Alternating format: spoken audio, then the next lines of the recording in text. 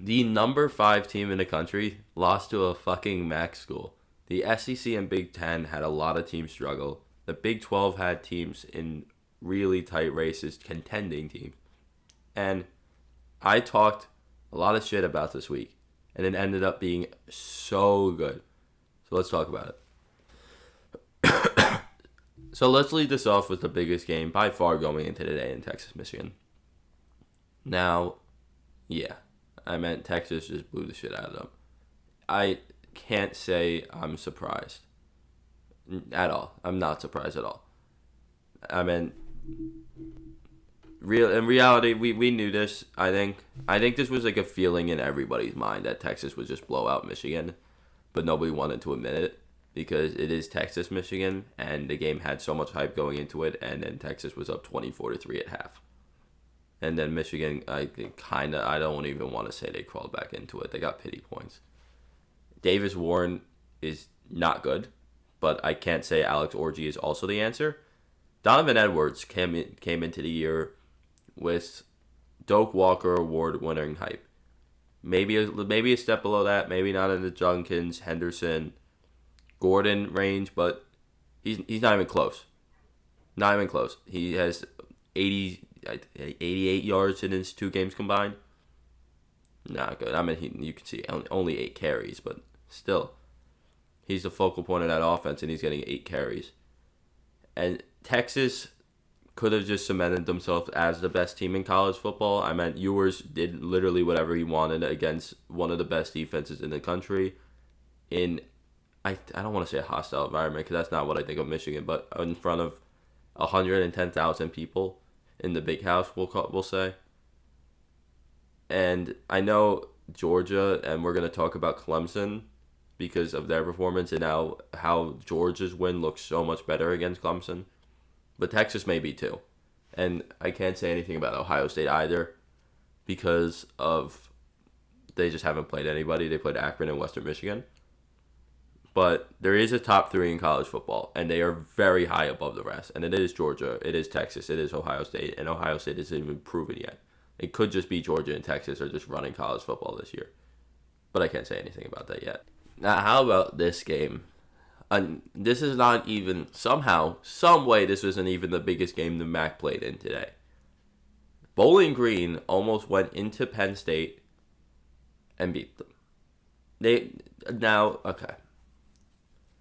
Basilak is a really good quarterback, by the way. I want to say that. 2 interceptions, though, but he's the best quarterback in the back. He's a really good quarterback. Anyway, Bowling Green was up 10 points against Penn State at one point, and Penn State had to come back. It hung 24 points against Penn State, the number 1 defense last year. Or whatever you want to say. Number 1 statistically, if you don't believe that, you can't say they're past top 3. They hung 24 against them in the first half. 27 in total is a great number, too. And they forced Penn State to have to make a comeback. Now, I was popping into this game a lot, just back and forth, because I really wanted, there's good games, but I really wanted to see Bowling Green to pull the upset. I don't like Penn State, and I really wanted to see them pull the upset, but they didn't. Penn State, after last week, too, because I hyped up Penn State as, this team could be a national championship contender. Drew Aller looked amazing. Today, Drew Aller did not look amazing. Now, Nick Singleton has started to look good. He did not have a good year last year. He has started to look amazing. And he's definitely the number 1 back over Kingtron Allen now. But, I mean, they won. They won, but you cannot play within 1 score to a MAC school if you're going to actually be true national championship contenders, which now I'm going to say they're not. I expect them to move down to the polls today, which come out at 2.5 hours-ish.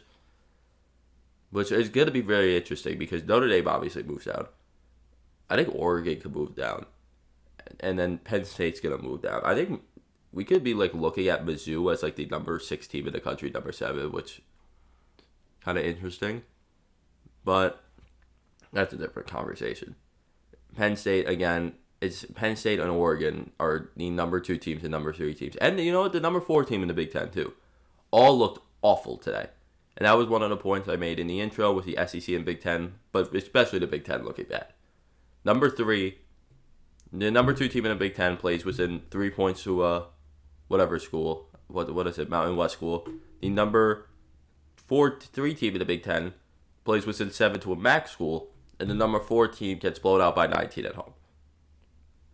So the depth of the Big Ten, or at least the high-end depth of the Big Ten, I believe in the depth of the Big Ten from like 5 to like 12 is like good.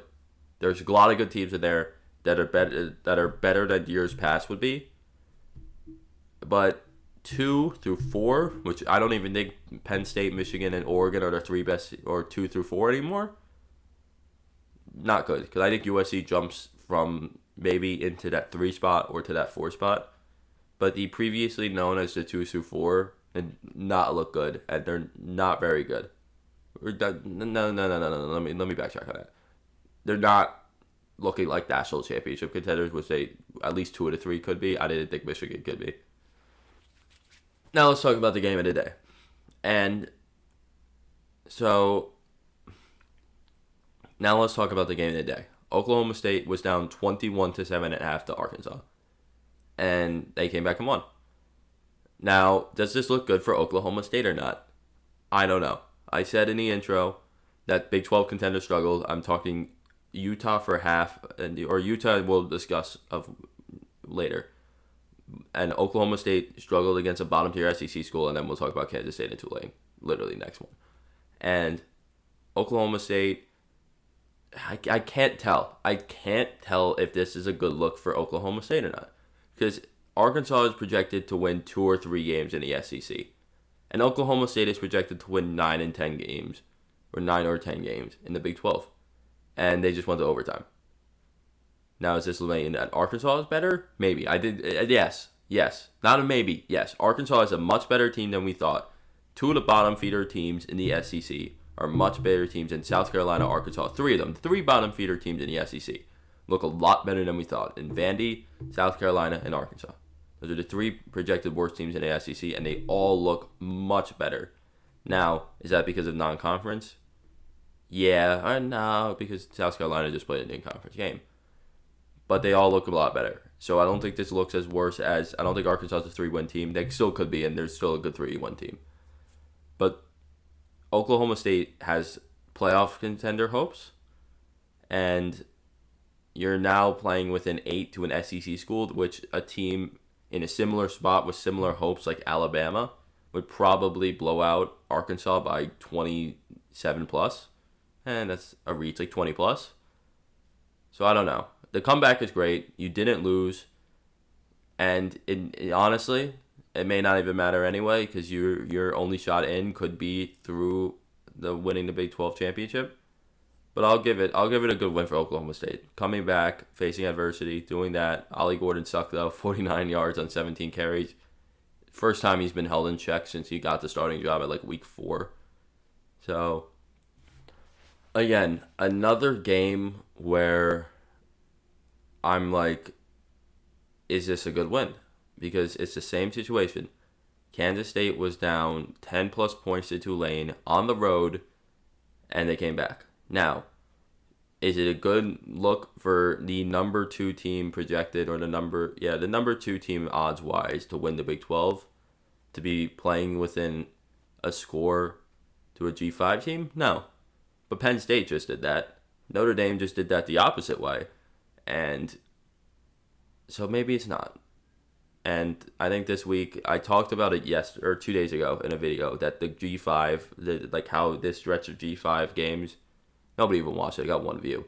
But this stretch of G5 games was super important in determining that, and this was one of the games, and Tulane played super well.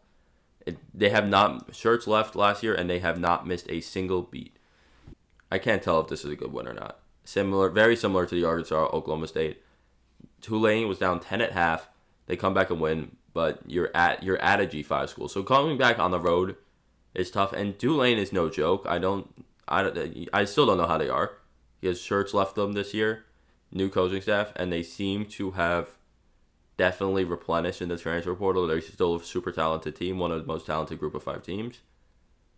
And so I don't know how this win looks for Tulane. And again, it may not matter, because it could be just Kansas State can only win the Big 12 to get in. So, but I do want to know how these teams look, and I think number 2 and number 3 team, and honestly, the number 4 team and the Big 12 all struggled. I think very similar to the Big 10. One of them lost, and so we'll see. Like in conference play, are we gonna have one team dominate, and is it gonna be Utah? But we'll talk about Utah because a specific thing happened in Utah's game. But I don't know. Again, it's really hard to get a gauge on like what a win like this is.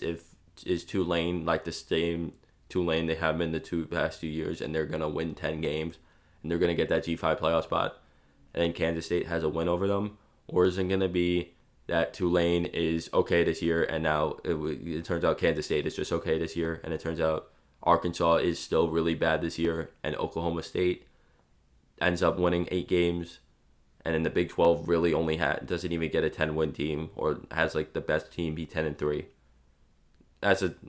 Again, it's this we'll see situation.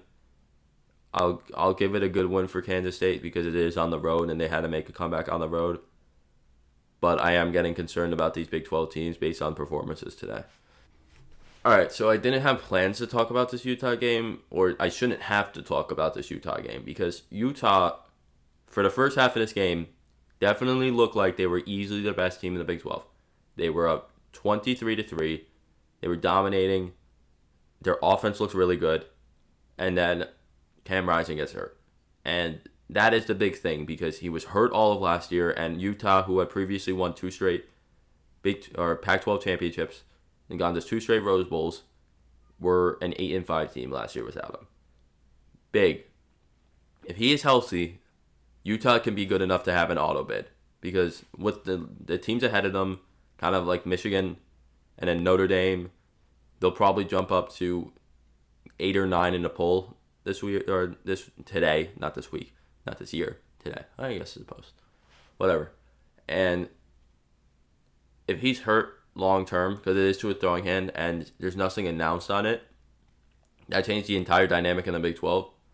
Because I think everybody, or not everybody, but I think Utah was a step above Kansas State, Oklahoma State, Kansas, Arizona, whatever, all those teams. If he's hurt, that lets that middle tier teams have a big shot to win the Big 12. But we'll see. Again, if it's not long term and it's only a couple of weeks, Utah's fine, because again, they look like they're on the pace to dominate Baylor by like 40. Baylor ends up kind of making a comeback in the second half, but not really. But you can see 23 points. They didn't have 23 points of offense. They had 27. They had 17 points of offense at the half. One was a kick return, and then second half, no Cam Rising, 0. So his injury kind of determines Utah's season now, or not kind of. His injury determines Utah's season. All right, Notre Dame, it's time. How the fuck do you lose to a fucking MAC school when you're the number 5 team in the country at home? Can't happen. Can't happen under any circumstances. This can't happen. I talked about Oregon last week, how at least they won, but how Idaho can't happen. Now, I thought that was a max that couldn't happen. The max that we were going to see like a can't happen level this year. This blows that out of the water. 14 points of offense. Now, we talked about Notre Dame's offense last week, and how they struggled, but they were on the road at Texas A&M with a good defense, and they put up 23 points, which is not a bad number. And then they go and play Northern Illinois, and they put up 14. Riley Leonard, the past 2 years at Duke, electric. Led them to a 10-win season. He was great last year. He led them to an upset over Clemson. He almost beat Notre Dame until he got hurt. And now he comes into Notre Dame. He has a okay game last week. He was running the ball well. This week, I didn't get to watch the whole game because I didn't think I'd have to watch a single second of Northern Illinois versus Notre Dame, which I did. I did get to watch many seconds of it. But I was told Riley Leonard did not use his legs like efficiently at all. And he threw 2 picks. Both of them on third down, too. They were shit on third down. 3 of 10 with 2 takeaways, or 2 turnovers. And I just don't know. Like, this is one of the biggest upsets in college football history, which I always love to say, and I was rooting for Northern Illinois because why the fuck wouldn't I be? But Notre Dame comes into this year with heavy playoff expectations, especially with this new format, a format that was almost caters to Notre Dame to make the playoffs every year if they go 10-2, which they will, or 11-1, which I think we expected them to be in that 11-10 win range and be in the college football playoffs. Not anymore. Not anymore. I don't even know where they're going to drop. They may drop to like 15th in the AP poll. And now we can be looking at a situation where Notre Dame season is on the line every week, and they still have hard games. They have to go to Georgia Tech, who we'll talk about later. They have to Louisville is at home, who beat the shit out of them last year. They have to go to USC, which now looks like a playoff contender, and a game where I think still people thought Notre Dame would win now looks like a Notre Dame loss. And they have one more, Florida State at home, which a game that's lost all aura, by the way, which could have been a top 10 matchup in South Bend, could be an unranked team versus a team in the teens. Anyway, and so what I want to talk about is the Marcus Freeman side of this, because his first year at Notre Dame, they almost lost to Toledo. Now I want to talk about Marcus Freeman because he lost to Stanford his first year. He lost to Marshall his first year. Almost lost to Cal his first year. And that whole thing was Marcus Freeman his first year was him losing those games to the shitters under schedule. And the next year they get better. And now coming into this year, it's a lot of huge expectations. Marcus Freeman, I think, kind of all that, like losing to shit teams, kind of just went away, and Notre Dame was expected to handle business and make the college football playoff. And now we're right back to where we started in his first year. I don't know about Marcus Freeman's job anymore. I thought his job was locked up. I don't know. If they end up going 8-4, because I don't think they've had a 10-win regular season under him. No, they haven't. I think the best they've had is 9-3. And if they go 8-4, I don't know if Marcus Freeman has a job after this year, because it's bad. You can't lose to Northern Illinois, and if they end up losing to like Georgia Tech and USC and Louisville, and they're 8-4, they miss the playoffs. I don't know if Marcus Freeman has a job, and I don't want to say I really love Marcus Freeman, but I can't say it's not deserving. It would be completely deserving to be a Notre Dame head coach and have a Northern Illinois loss, a Stanford loss when Stanford is the worst Power 5 team in college football, and a Marshall loss on your resume. So again, they haven't. This is bad for Notre Dame too, because we talked about a lot of these games, like the Idaho game and the Bowling Green game for Penn State, and how. And we'll say the Georgia game for Clemson and how bad these teams look, but it's fine. You can still win your conference. There's no conference to win for Notre Dame. This game is going to be talked about in December when they choose the college football playoffs. So, good job, Notre Dame. I just don't know. I just can't. I'm trying to say as much as I can, but it's really just a loss for words. All right, let's talk about Oregon now, because we talked a lot about Oregon last week, and I did rant about Oregon last week. And I'm not going to say copy and paste entirely, but copy and paste a lot of that and put that here. Because now you're playing within 3 to a Mountain West school. Now, Boise is good. Boise, in my opinion, is the best team in the group of 5. I have no doubt Boise is a good team. But still, you gotta beat them by more. You gotta play better. Again, I see the quote. I'll learn a lot. Yeah, learn a lot from that game. We'll say that. But I really want to believe in Oregon, and I know Oregon has everything. They have the talent to win the national championship. They have the coaching staff to win the national championship. They're just not putting it together. So I'm not as concerned for Oregon, because I can't say it's the coaching staff, because I know that coaching staff is amazing. Can't say it's the talent, because I know the talent's amazing. They're just not putting everything together right now, and they still have time to do it. Because I don't think they play really a like a really tough game until Ohio State, and that's not for a little over a month. So they have time. But again, that defense, Boise State's offense, I'm not even concerned about Boise or letting up 34 to Boise State. Boise State's offense is amazing.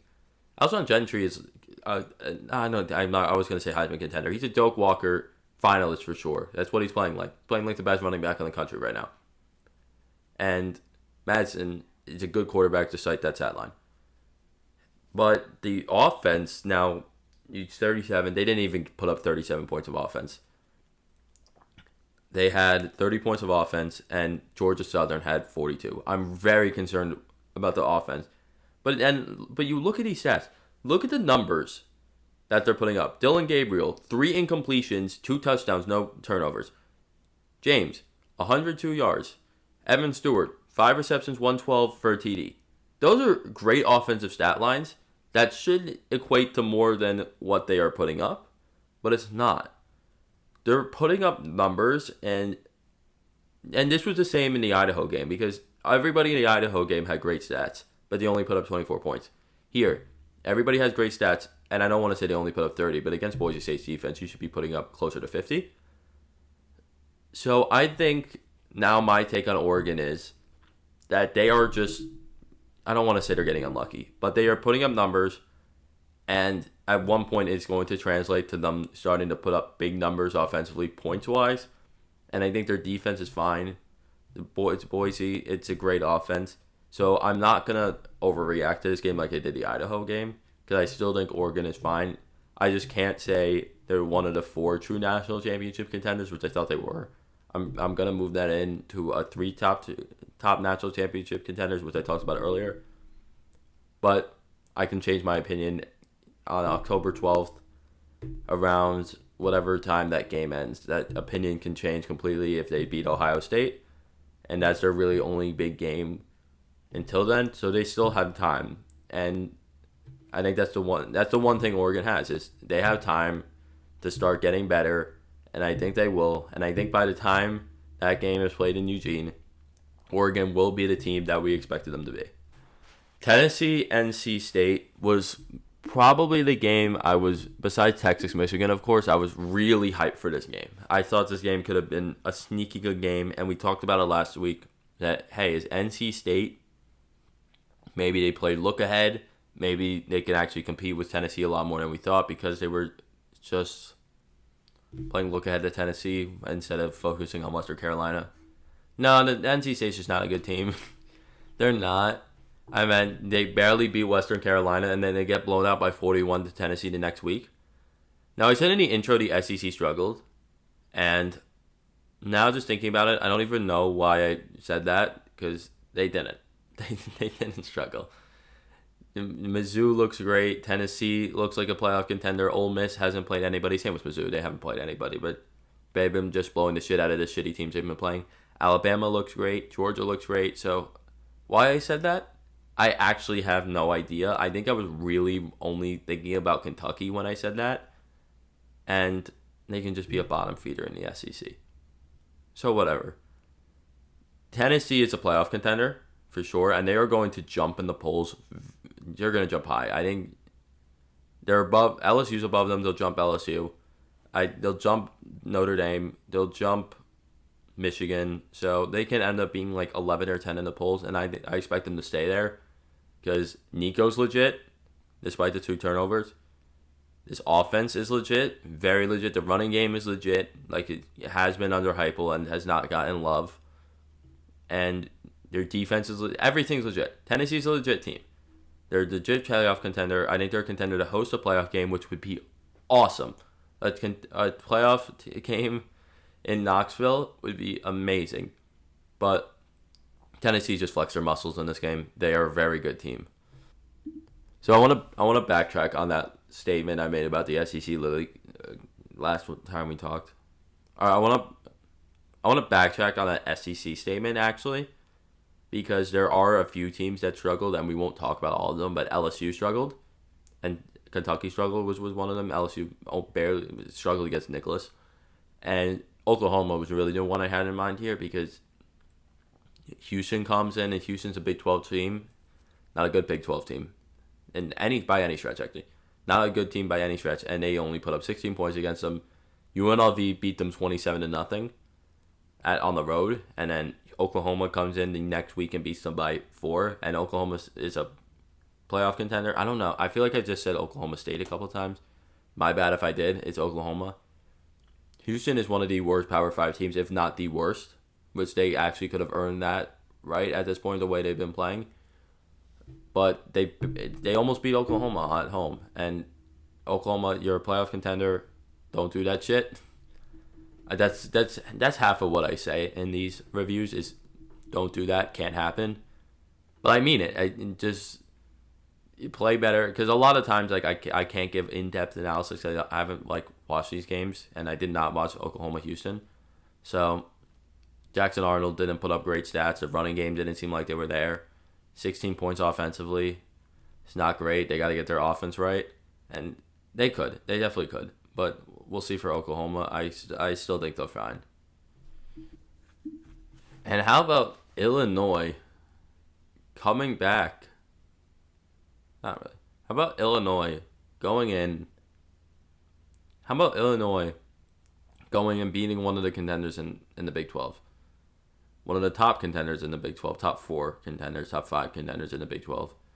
And Illinois is, I think, in that lower middle tier of Big 10, like in that 11 to 15 range of Big 10 teams. Yeah. How about Illinois going and beating Kansas? Kansas, one of the contenders in the Big 12, and Illinois at home. A game I don't think anybody really expected Illinois to win. Goes and beats them. And Illinois in that 11 to 15 range in the Big 10, and there's a lot of talent on Illinois, and I see a world where they actually are a decently good Big 10 team and win 7 games. And this loss looks a lot worse for Kansas, or a lot better for Kansas in that situation. But Illinois also could just be a 4 or 5 win team in the Big 10, and that's not good for Kansas. But it's the same thing. This is the third time. It's super repetitive talking about the Big 12. I do want to talk about these games, but again, it just could not matter for Kansas. Kansas is not getting an auto bid. They have to win the Big 12. So again, Jalen Daniels, 3 picks, shit performance. But it's kind of boring to talk about, but you're not going to get an auto bid if they win the Big 12. This game doesn't even matter. All right, Cy-Hawk series. So Iowa State makes a comeback in this game. They were down at half by 13, and then they come back and they win it at Iowa. Now, Iowa State was always like that sneaky Big 12 contender. No more sneaky Big 12 contender. I'm out a true Big 12 contender with Kansas State. Didn't look great today. Kansas lost. Arizona, I didn't play anybody, but they play Kansas State next week. Who was the other one? Oklahoma State didn't look great. Utah, Cam Rising is hurt. Maybe Iowa State jumps up to be that number 1 Big 12 team. Is that talking a lot? Yeah, it is. And have I mentioned that it doesn't matter these games because of Big 12 auto bid? Yeah. So, again, it doesn't matter? No. But it does show us how these teams look. And Iowa State looked really good going and making a comeback at Iowa. 54-yard field goal, electric. And yeah, our Big 12 contenders. I would right now put them at my number 4 team in the Big 12. I still wouldn't put them in that Kansas State, Oklahoma State, or Utah, but they can certainly jump to that easily. And for Iowa, I thought their offense looked really good last week. I mean, Ferentz wasn't the coach, and I kind of joked around that Ferentz was the problem, but McNamara played great. He threw 3 touchdowns. He had 250 yards, or even more than that. I don't remember the exact number. Again, it was against Illinois State, so who cares? But now they play a real game, and K. McNamara looks worse than he ever has. He threw for less than 100 yards and 2 DDs. Their running game was great, but Iowa's just Iowa. I don't think there's anything that Iowa can do for a while to change their offense. So Iowa's Iowa. And the final game I want to talk about in depth, and we had And this is the last game because I've talked about a lot of teams. I'll just want to mention one quickly. And Clemson, Clemson got mad and they put up 66. So that Georgia win looks really good because Clemson actually may be a true ACC contender along with Miami. I think we all thought Miami was the only one at this point, but Clemson is definitely going to compete for that ACC championship if they played like they did yesterday. But anyway, we'll talk about Georgia Tech Syracuse because Georgia Tech looked really good the past 2 weeks, and then Kyle McCord. Kyle McCord is good. I think it was. I don't think, actually. I know. It was all Ohio State's fault. It was all Ohio State fault, and Syracuse, Georgia Tech tried to make a comeback, but they couldn't. They were ranked. I think it was fun, Georgia Tech being ranked. I don't think they'll be ranked the rest of the year, probably. So I think Georgia Tech's a good team, but Syracuse, we talked about their schedule, and they have a workable schedule. I don't think it translates to ACC championship. I don't translate it to anything but maybe like a fun 10-2 win season, 9-3 win team. But that's it. But if Kyle McCord is going to play like that, it's a good team. Maybe, just maybe, they only end up losing like the Miami game or something, and they go 11-1 and win the ACC, or not win the ACC, make the ACC championship. But again, it's kind of a game we look more closely at just because it's a non-conference schedule and there's a lot of teams playing like FCS schools, so we focus more on these small games, which I was kind of realizing. But again, two fun teams, two fun stories for the year that I want to talk about. That's all I want to talk about. We talked about a lot this week, a lot more than we should have, because we should not have to talk about Penn State Bowling Green or Oregon Boise. Yeah, we probably would have anyway. Or Notre Dame Northern Illinois, but here we are. So I saw someone say this week was like March Madness, and it really did feel like that. It was a really fun week. And next week we have the last true week. And next week we have the last true week in non-conference schedules before we move into conference games, which are going to mean a lot more this year with making championship games, and they're going to be a lot more interesting this year. I hope, at least. I hope that's the product we have with the new playoffs. So we'll see. Hella fun week. Thank you all for watching. Discord is coming in the next few days. See y'all.